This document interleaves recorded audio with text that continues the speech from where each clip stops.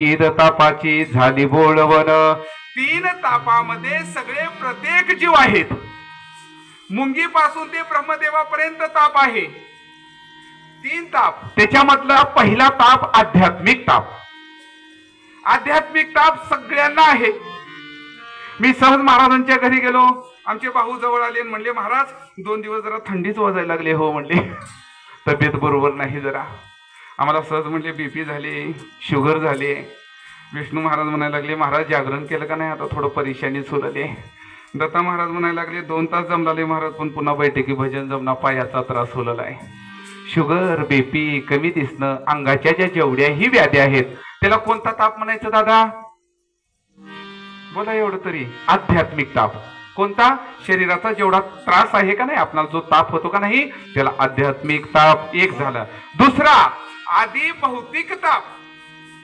पती पत्नीचं जमना, भावा भावाचं जमना, भावकीमधल्याचा आपल्याचं जमना, कोणीतरी विरोध करायला लागलाय, किंवा गावामधला आपल्याशी विरोध करायला लागलाय, किंवा देशामधला विरोध करायला लागलाय। ह्याच्यापेक्षा मोठा अडखून सांगतो, माणसानं माणसाला दिलेला त्रास। आपणाला जेवढाही माणसांकडून जेवढा त्रास होतो का नाही, बोलक्या माणसाकडून या, तो म्हणजे कोणता ताप? आधी भौतिक ताप दुसरा झाला। आणि तिसरा कोणता? आधी दैविक ताप। 1993 कोण कोण बघितलंय?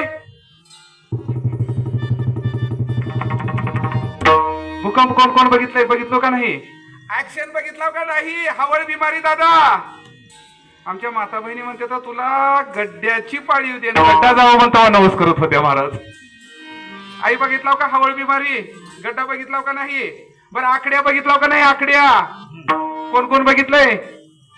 भूकंप बघितलाव का नाही? भूकंप इकडं तरुण मंडळ, भूकंप। बर जाऊ द्या, कालचा रोग आलता बघा, ते मुंगस घालण्याचा,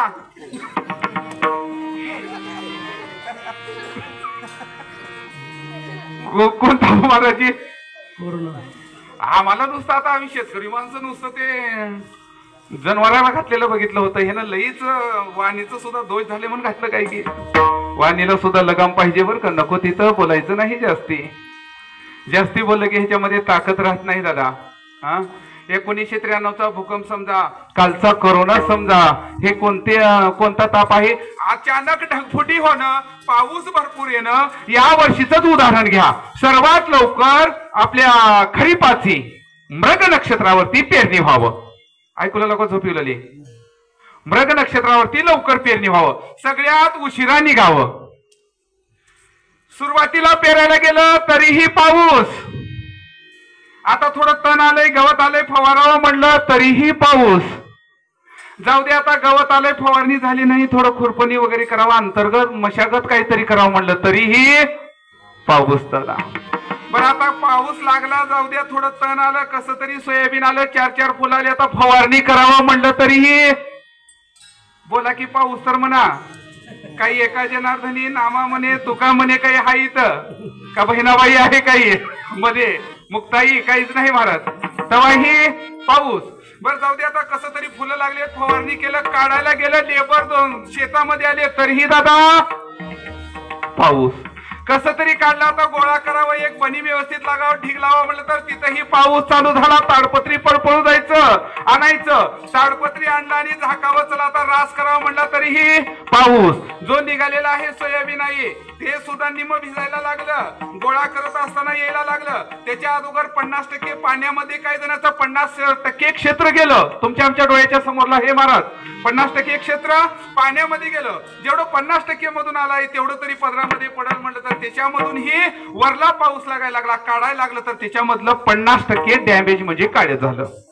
बर ते तरी व्यवस्थित येईल, वाळवावं शेतामध्ये, आता घरी थोडी जागा नाही म्हणलं तर शेतामध्येही पाऊस। बर जाऊ दे, आमच्या भाऊनं म्हणले घरी आणावं, घरी व्यवस्थित आतरले, थोडं ऊन लागल त्याला, त्याचं मॉइश्चर म्हणजे हवा कमी होईल म्हणलं तर चवाळ्याच्या खालून पाणी, तेव्हाही पाऊस। आई कसला ताप आहे मग, थोडा का ताप, कसला ह्याला काय म्हणायचं? आधी दैविक ताप। अतिवृष्टी होणं, सर्वाला मग सायासे करेसे, प्रपंच दिननिसे, हरिसी न भजसी कुण्या गुणे। असे जे ताप होते, नाथ बाबा म्हणते तर जे यज्ञ त्याकांना, जे योग्यानं जे ताप सोडले नाहीत ते मात्र ताप मला सगळे खुशी खुशीनं सोडून जात आहेत. बोळवण करता काय नाही. बोळवणीमध्ये आई काय काय असतंय? साडी मनावरची, हो बरोबर आहे, आणि कपडे हे ते करायचं. ह्याच्या पुढे जाऊन थोडं बोट वगैरे थोडं पिवळे करायचं, लय खुशी असेल तर. पुन्हा त्या लेकीला वाटावं माय माझं भरपूर चांगलं आहे, आता परत परत परत माहेरकडे बघू नये, एवढी अपेक्षा राहू नये, एवढं खुश होऊन जावं. म्हणजे खुशी खुशीनं लेक आपल्या घरातून जावं, तिला म्हणायचं बोळवण. नाथ बाबा म्हणते हे 3 ताप जे सगळ्या जगताना धरले, असे 3 ताप त्रिविध तापाचे झाली बोळवण. सगळे हसत हसत तिने ताप गेली. कशामुळे? देखिल्या चरण वैष्णवांचे. ते वैष्णव भेटले ना, त्यांच्यामुळं माझे सगळे ताप गेले. आता एकच वाटतं, एका जनार्दनी घडो त्यांचा संग. देवा, मुळामध्ये साधू संतांची भेट होत नाही. भेट झाली तर त्यांचं महात्म्य कळत नाही. महात्म्य जरी झालं कळालं तरी भाव तयार होत नाही, आणि भाव जरी तयार झाला तर अनन्य होऊन साधू संतांना शरण जात नाही. ह्या सर्व गोष्टी अनुकूल असल्यामुळं एका जनार्दनी घडो त्यांचा संग. न व्हावा वियोग जन्मोजन्मी. देवा, आता माझा आणि ह्या संतांचा वियोग होऊ देऊ नको. मला मुळा जन्माला नको. जर घालावं वाटत असेल तुला, जर मनुष्य जन्मालाच घालावं वाटत असेल तर संत संग देई सदा. एका जनार्दनी घडो त्यांचा संग. न व्हावा वियोग जन्मोजन्मी. मज वाटे त्यासी अलिंगन द्यावे. कदा न सोडावे चरण त्यांचे. विठ्ठल विठ्ठल.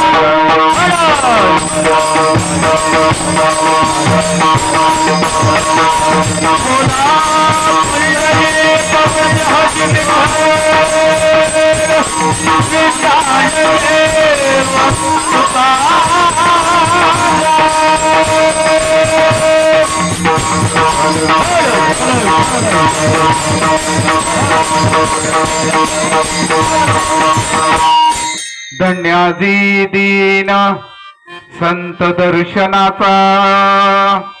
आई, आजचा दिवस तुमचा आमचा धन्य आहे बरं का. साधू संतांचं जरी दर्शन झालं तर मुळात साधू संत ही कळतच नाहीत. माझ्या मारुती महाराजासारखे, उज्ज्वलानंद बाबासारखे, दुंडा महाराजासारखे महात्मे जरी जवळ आले तर आई कळत नाही. संताचा महिमा तो बहु दुर्गम. शाब्दिकाचे काम नाही थे. मुळात संताई कळतच नाहीत. आणि तुमचं आमचं भाग्य आहे, कमीत कमी आमच्या पंचकृषीमध्ये मारुती